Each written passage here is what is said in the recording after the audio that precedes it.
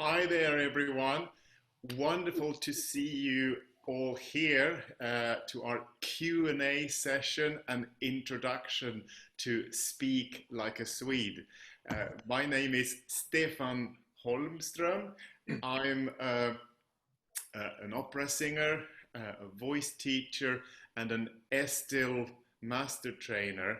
I'm originally from Sweden, from a small town called Härnösand, but I've lived in the UK, in Brighton, for many years, and recently specialized a lot in the Estel model, which is a fabulous way to improve your voice. Either you are a singer or a speaker, we're working with structures of the voice in isolation.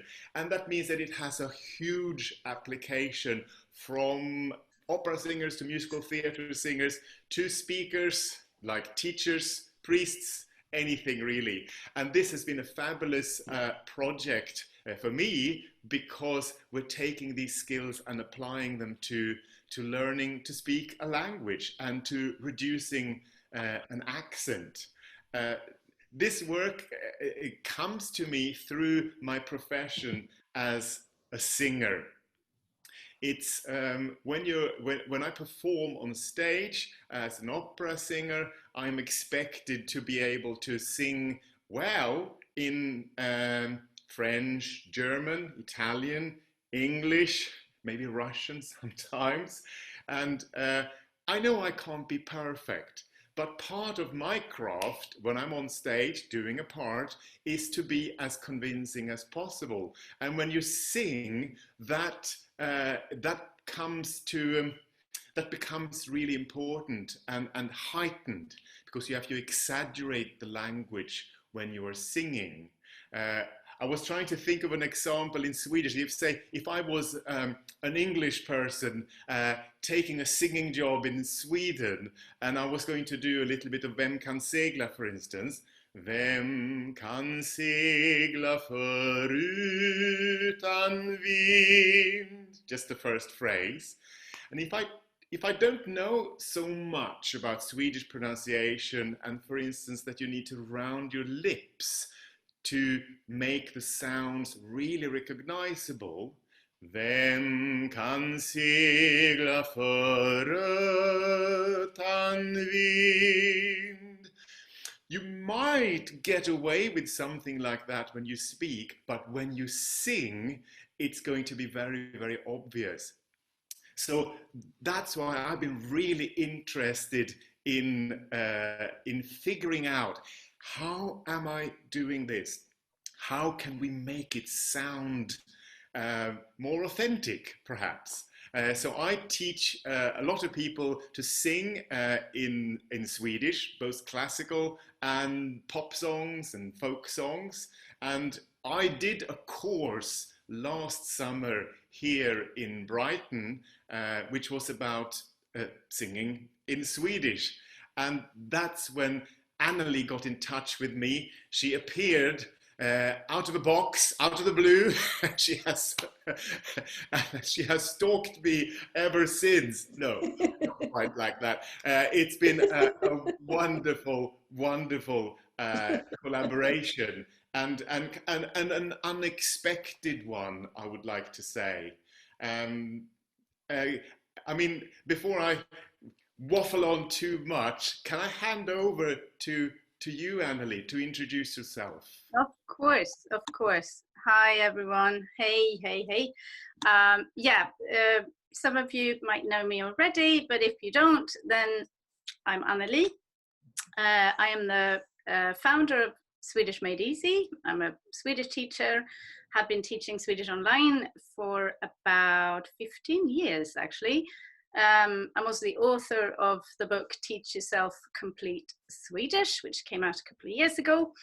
And yeah, Swedish Made Easy, I'm just working with my other colleague Daniel, and we just teach as much Swedish as is possible to people all over the world, and we create a few courses as well, online courses, writing courses, verb boot camps, and that kind of stuff.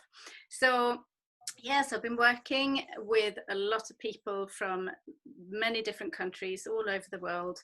And one of the things that people say is the hardest about Swedish is pronunciation. That's something that almost everyone mentions as a challenge when they start learning as adults. And I have a background myself in music, so I've always been interested in the musical elements of the language and dialects and that kind of thing. But it is interesting as a Swedish teacher. I think when you teach Swedish, when you teach any language, I suppose, you focus a lot on vocabulary and grammar and how to speak, and you're trying to kind of spin all of these plates that a student has to learn. But pronunciation is so important in Swedish. I mean, in any language really, but certainly in Swedish. And yet, I feel sometimes it doesn't get the attention it deserves.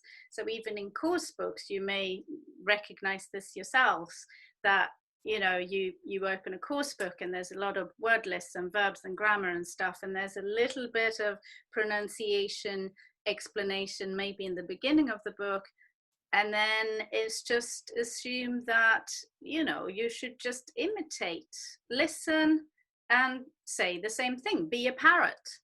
And that's great, but for most people it doesn't work. Most people can't do that.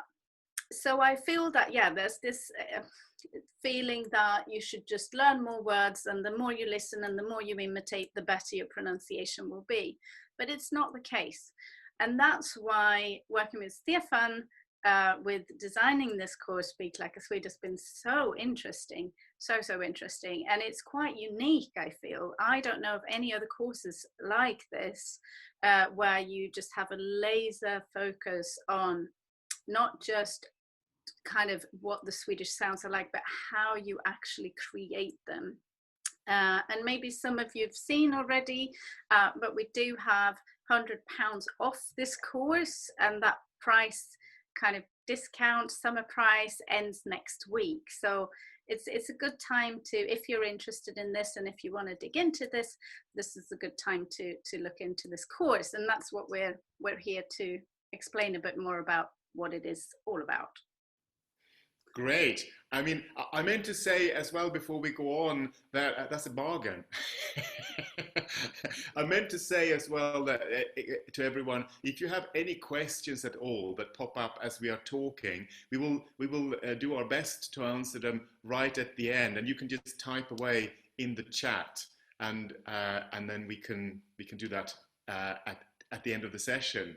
And one thing that came to my head was, why bother? Why bother improving your Swedish? What's the point? Sweden is a small country. It's a small language, and we're used to adapting to the world, and that can be a good thing. But we are surprisingly not so good at understanding particularly people who have French, Spanish, and English accents, for instance.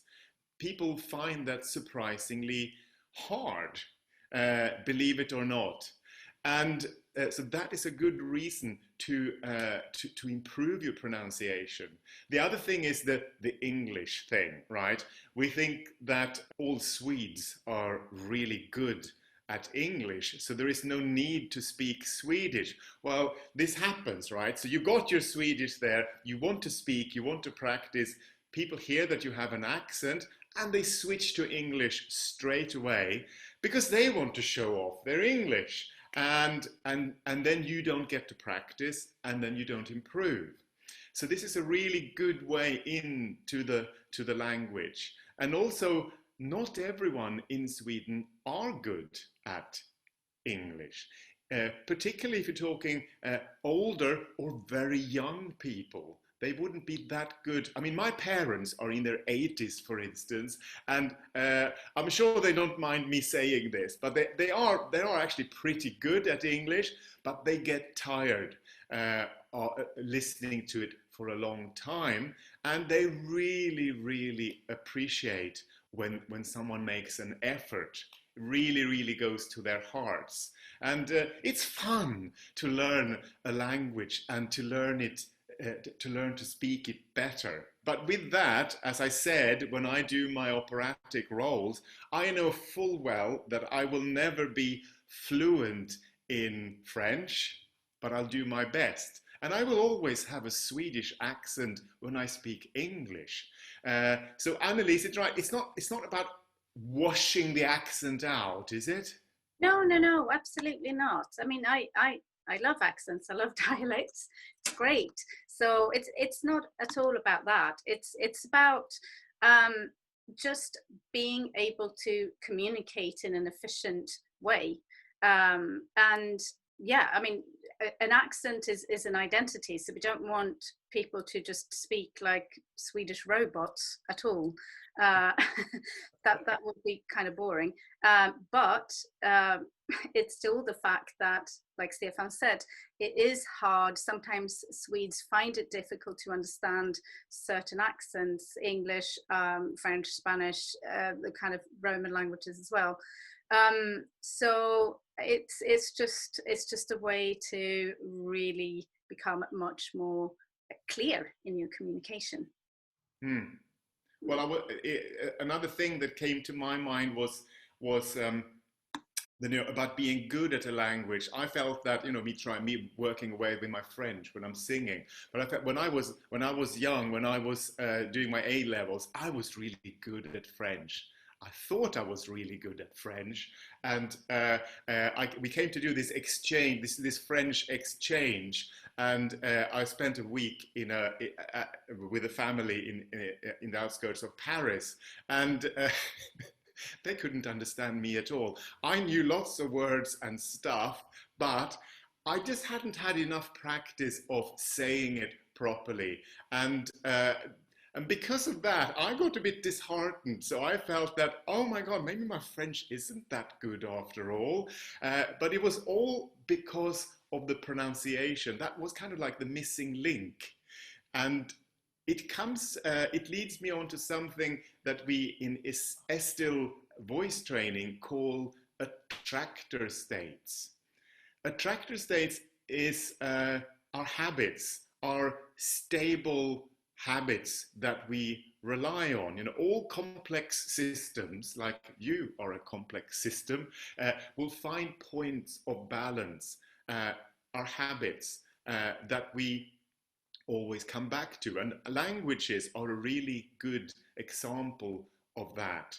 Because of our habits, things that we do when we speak, particularly with our tongue and our lips too, it can be hard to speak a new language because you got that baggage of your mother tongue.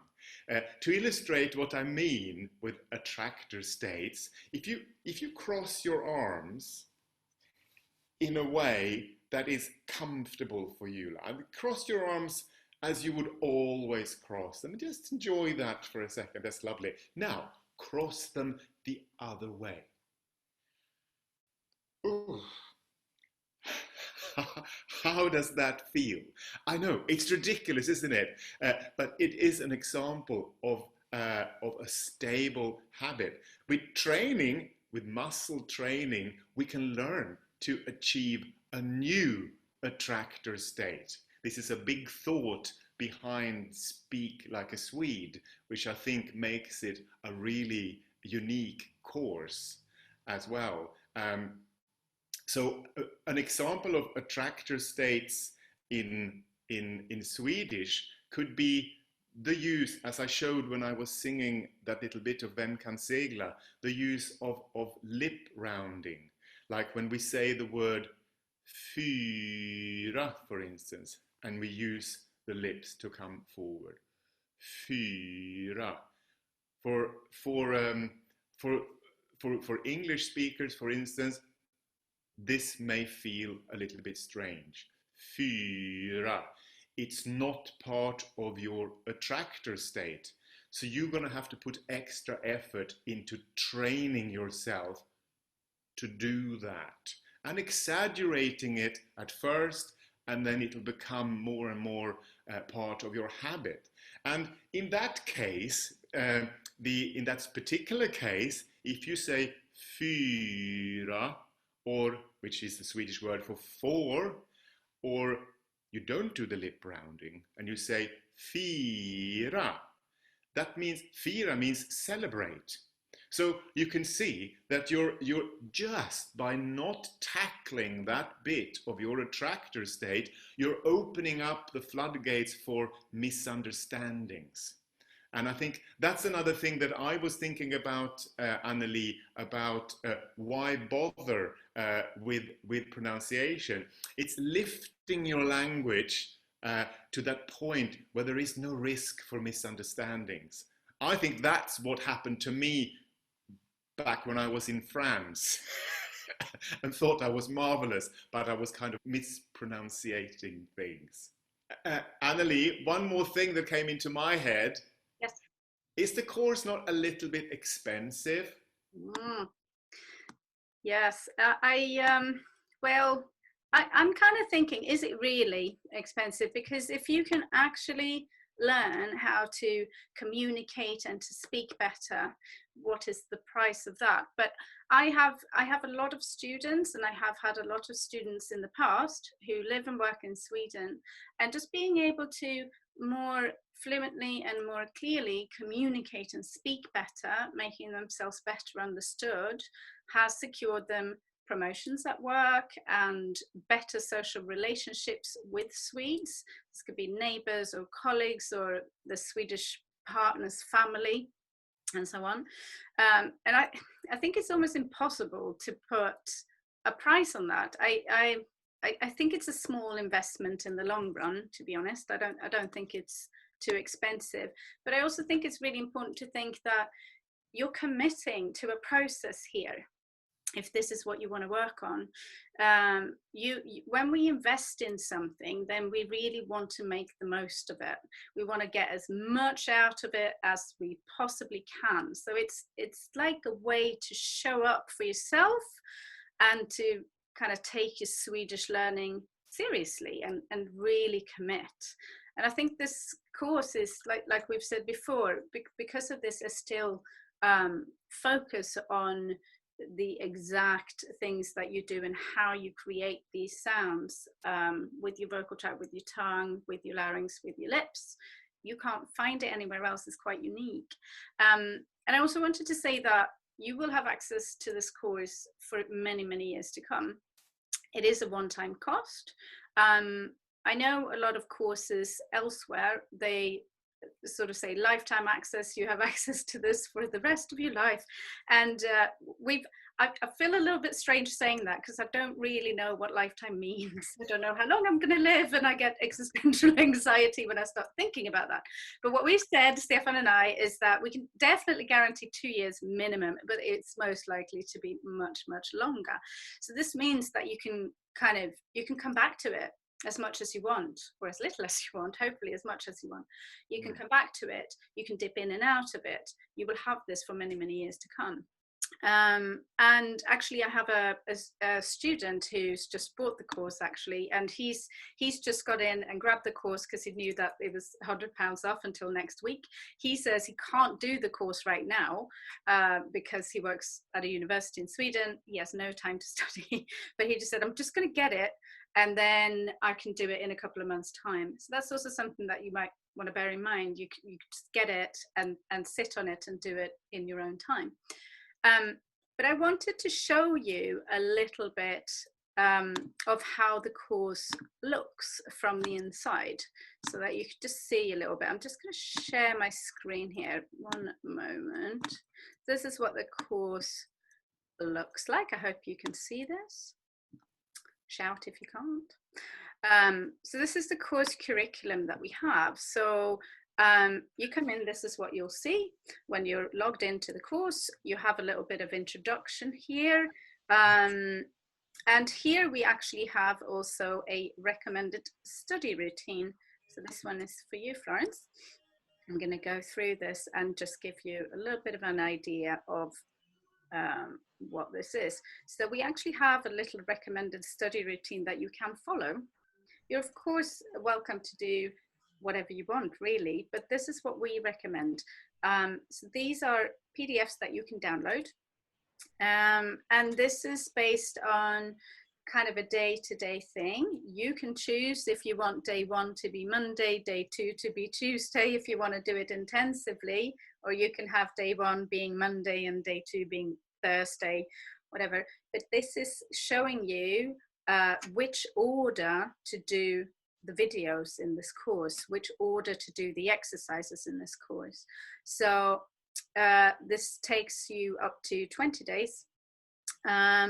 And with that, we've built in an element of repetition. So once you've gone through this first cycle, then you will have done all the videos, all the vowels and consonants twice, and you will have done the whole course once, and you will have done the gym areas, which I'm going to show you now, many times, because that's one of the main things that you have to do, hang out in the Speak Like a Swede gym, where you really work on the muscles in your lips, your tongue, the larynx and so on. So we have a Speak Like a Swede gym here. And then after that, there is a module on the Swedish vowel sounds, which you will then work through, and you can just follow us recommended study routine for that. You also have all the consonant sounds with specific attention to the ones that are a little bit different to other languages. And then we also have consonant sounds with different spellings, because this is also a thing that happens, is that we have so many different spellings for the same sound. So it's one thing to learn how to create the sound, but then also to know, okay, so this spelling is actually this sound, and this other spelling is actually the same sound. So these videos will explain this, lay it out for you. There will also be downloads. So you can download cheat sheets and checklists to kind of keep that fresh in your mind. We also have some accent reduction hacks, which are specifically designed to make you aware of certain things that you can gently tweak to just sound more Swedish. And then we also have a module on stress and emphasis, syllables, as well as stress in sentences, to get you a little bit more familiar with the typical Swedish melody, the sing-song feel of the language. And then we have some combined exercises as well that you will also be doing. So this is just to give you a little bit of an idea of what it looks like. And the way that you do this, you can just click on each video and just do that, or start the module, or you can use this one, start the next lecture here, but that will just take you through chronologically. So if you're following this recommended study routine, you probably want to go in and pick the videos and the modules according to the routine. And Anneli, we also talked about, didn't we, about there could be an advantage if you so to speak become your own teacher a little bit. It's very interesting to hear if people record themselves for their own record before they start the course. Just something simple like counting to 10 in Swedish, and then doing the same exercise at the end of this. Yeah. And also perhaps with the videos, using a recorder. So I think it can be quite important to give you some feedback, is to listen back to yourself speaking. I agree. Actually, that one is in here. It's called Your Very First Task, which is just a little text that prompts you to do a recording first of you counting 1 to 10, and then to do it at the end as well. Yes, very good. I forgot about that. Thank you, Stefan. Okay. Stefan, did you have anything else that you wanted to say? Well, I was thinking, it's an interesting one, isn't it? When you, how do you approach this, and why are we spreading it out so much? Uh, I come across this when I work with, particularly with very, very young singers who are still in school, and they have decided to do a singing exam. And I am sort of tearing my hair out because they don't know the words, and it's the evening before the exam. And I have a sneaking feeling that a lot of them are used um, to studying very intensely just a few days before a history exam, for instance. And you may already know this, but muscle training is different. It's a more long-term, mindful activity. So that's why when, for instance, in our schedule, spreading these opportunities, these days of the training schedule, spreading them out is a great idea, and doing little and often. It's probably easy to forget that we are doing muscle training. So that requires this focus and repetition. And that is what is unique, I think, with this course. Learning a language can be a very intellectual thing, but to actually fine-tune the pronunciation, if you aren't, and let's face it, few people are, if you aren't one of those natural parrots who can just do it, with these exercises, you can actually train those muscles to start to behave more in a more Swedish way. And that's really, really interesting, but it does take time, and it's worth remembering that it is about repetition. It's about doing a little bit. It's about coming back to it, and about thinking about it a lot, and letting it filter through into your language. Stefan, can I just add a thing to that? I just wanted to firstly just give a slightly different perspective on that. I'm just thinking about the gym analogy as well. That, you know, when you're doing muscle training, you go to the gym, you're not going to go and work out for 8 hours one day and then not for 2 weeks. It's that kind of often and little and often. But I also wanted to ask, because Florence, you asked a question about this earlier, and Florence, if you wanted to unmute yourself, Florence, I just wanted to check in with you, because Florence is one of our new students in this course. And you were saying, Florence, tell us about your question. Super good to hear. Hello. I said I'm about 2/3 through the course, and so I'm thinking that I'll go back and do it again a second time. But then I'm wondering if, like, if there's a video or a couple of videos, like I could almost do like every day, like a daily workout, let's say 5-10 minutes. Because I'm not there yet, but I see at the end, you know, like you have like 15 words that are difficult to pronounce or something like that. Yeah, that was my first question. Thanks. So maybe that is something that we can, because we talked about this, Alex. Kind of, it is something that we are also working on continuously, and as we come up with ideas like your idea there, Florence, and update it. Obviously, if you're already a student, you will obviously get updates as they come in. Maybe that is a really good thing, like a compressed little routine that puts you in the Swedish mode. Yeah, exactly. I mean, I see you have that. I was thinking I could create it myself, like where you have the videos where you just pronounce the vowels or the consonants, but I thought I would just ask also. Yeah. What you guys thought. I really like that idea, and I think we have talked about that a little bit not so long ago, Stefan.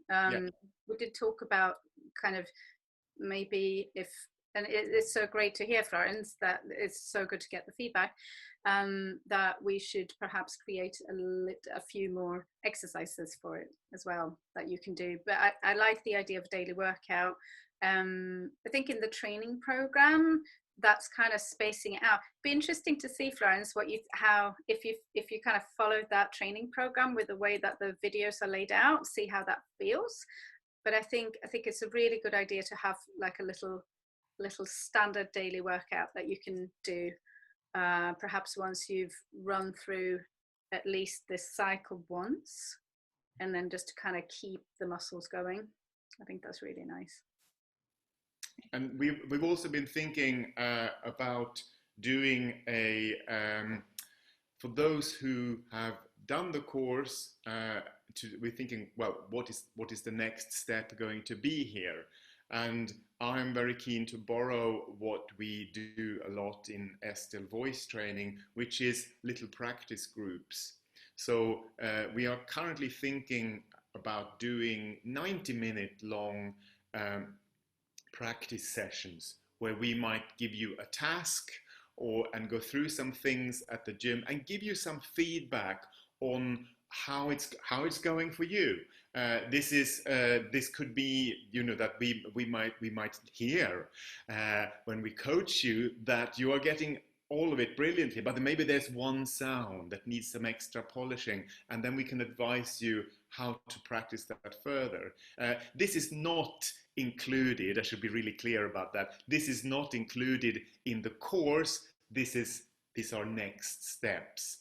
But the really super thing about being circa 5 in a practice group like that is that everyone, of course, will get plenty of individual coaching, but almost as valuable, real gold dust, is to hear other people try and fail and practice and succeed, and particularly with the international community we have, Annalie, where people are from all over the world, and you will hear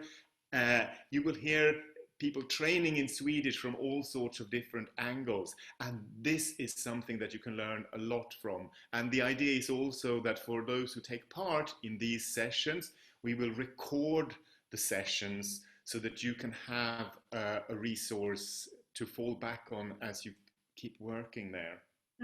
Yeah, so that you can come back to it and replay it whenever you want. Yeah. So I think that is pretty much all that we wanted to say in terms of details about this. The course is now available, but the price will go up on 1st of September, which I believe is Tuesday, is it? Am I right? Tuesday. So until Monday night, you can save £100 if you get it, because the price will go up by the same amount. So if you're thinking about it, and if this is something that you might want to dip your toe in or focus a lot on, or maybe even if it's later in the autumn, even if you don't have time now is a good time to get it. And I should also mention that we do have a 3-month payment plan as well. So if you want to spread any costs out a little bit, you can do that too. I hope that everyone knows where you can get it, but I shall just pop the link to it in the chat just in case. There we go. There it is.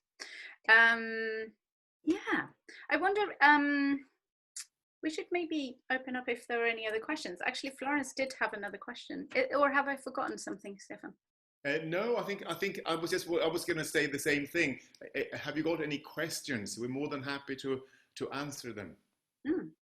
Okay. Well, maybe you can pop the questions into the chat if you want, or just come and butt in and say them. But I might just start with Florence's other question, because you did have a second question here. Do you recommend reading Swedish out loud each day, even if I don't have a Swede nearby to correct my pronunciation? I would say yes. And I would say even like record. Yeah. And recording it, because it is about, I suppose, as a pianist learns to coordinate their musical brain with their fingers, we are connecting our language brain with our vocal tract, really. So I think the more of that coordination you can do, the better. And also, if you're on a day, Florence, where you are working on the ooh, for instance, you could just be really, really happy to get those sounds. I'm going to pinpoint those and get them right. And this is what I was saying. It can be a good idea to let it filter in gradually.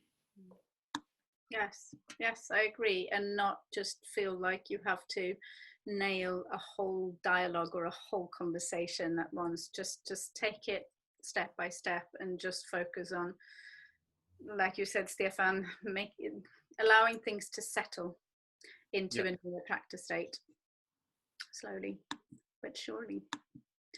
I'm wondering if there are any other questions. Is there anyone else that has any questions, or shall we keep on babbling for a little bit longer? Maybe not. Maybe it's all been clear, Stefan. We've nailed it. We've said it all. Yeah. One other thing that I'm sure you all have, we all have different reasons for learning Swedish, and I mean, part of it may be just to experience Sweden and to experience Swedish culture, and I mean, all languages in all countries are tied up to culture, but I would say particularly in Sweden that you will get you get much more, you feel much more like an insider to all these strange, like the, you know, August is the crayfish party season. And With a little, surströmming, don't forget surströmming. It was I know. last week. Yeah, where I come from, you know, you have that thing, and exactly that fish that you know you'd be arrested here, wouldn't you, if you took that fish out? It is absolutely horrible, but quite tasty actually, and with lots of vodka, no problem. Uh, it goes down a treat. So, but all those things are quite like, if you know about the Kräftfest and the Surströmmingsfest and Midsommar, all those things are really, I don't know, they'll be really tied in with the language. They are. They are. And you have to also, of course, perfect. Maybe we should add a video on that, Stefan, how to sing Helan går. Yeah. Everyone sings with perfect pronunciation. But yeah, of course. I mean, of course, some people learn Swedish because they have a real kind of, there's a job, they're moving to Sweden, you might be moving to Sweden, you might be living with a Swedish partner, you might have I don't know, friends, colleagues, whatever it might be, you might be studying, but of course some people have different reasons for learning it. One of the students that I've had the longest, over 10 years, and that's not because I'm a bad teacher, she's just I'd just like to say that's she's fluent, she's brilliant, but she just wants conversational training regularly. And she started learning Swedish in the 70s because she was such a big fan of ABBA. So that was her reasoning. So Wow. you know, whatever works, whatever the reason might be. Yeah.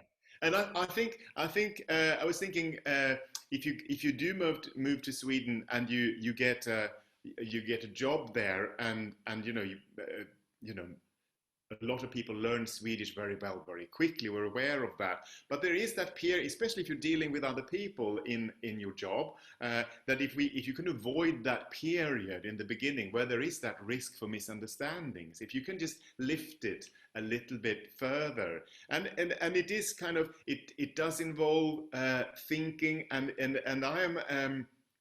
And going to the and working the muscles, but I think I'm a little bit surprised that you don't see so much of it in Sweden when people are taught Swedish in Sweden.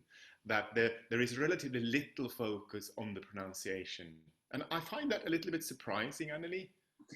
It is surprising. It is surprising. It's I think it's, I guess there's so many things that you have to focus on when you learn a language, and it's just, I guess the traditional way of learning a language tends to be, I mean, we are moving away from it these days for sure, but it tends to be kind of grammar heavy and build up the structure. And there's obviously a lot of time that you have to spend just learning vocabulary, and then the grammar as a structure and how to actually put things together in the right order and with the right tense or the right conjugations. So I think there's so much focus on that, but it is surprising to me too, and especially like in Sweden, we're quite musical as a country. We have, I think, isn't that right, Stefan, that there's more choir people in amateur choir singing than most of the countries, I think I've read. Yeah, I mean, possibly because the sing song of the language encourages movement. The larynx moves, and before you know it, you have a range. And you Yeah. start singing, and we just love singing, I think, and we love especially singing melancholic songs, you know, about death. Lovely. We are a bit depressed. But I was thinking about something, and I come up with when I train singers. Sometimes people are after this is the sort of news you have to break to people, that working in this way is it takes time, and that's also fun. The journey of discovery never ends, really. But sometimes when I do this sort of muscle training with singers, they want it to happen now, and it just doesn't quite work like that. So it is kind of like a long-term project, which is great fun, because you know, when you can just crack these things, that's amazing. Yeah. But it does take time. Yeah, and you have to enjoy the journey, and you have to allow it to take time. It's Yeah. definitely not a quick fix, for sure. I mean, I do sometimes encounter students or potential students that I feel like they would very much like me to just install a computer chip in their head. Yes. And they'll just speak Swedish, and it's like, just give it to me. And I'm One of those courses where you put something under your pillow and and then you wake up and you're perfect. You know, that would be marvelous. But doesn't quite work like that. You have to do a lot of hard work yourself. It's just, yeah. you know, that's the thing. But it's just knowing what you need to work on and having a structure for how to work on it. And that's what we've been focusing on when we've been designing Speak Like Swede. Yeah. Should we just say a big thank you to all of you who came? Tack And så jättemycket. Tack så jättemycket. Tack så hemskt mycket. And we hope to see you soon again. Yes, absolut. Tack så mycket. Ha en bra kväll. Vi ses. Ja. Hej då! Hej då!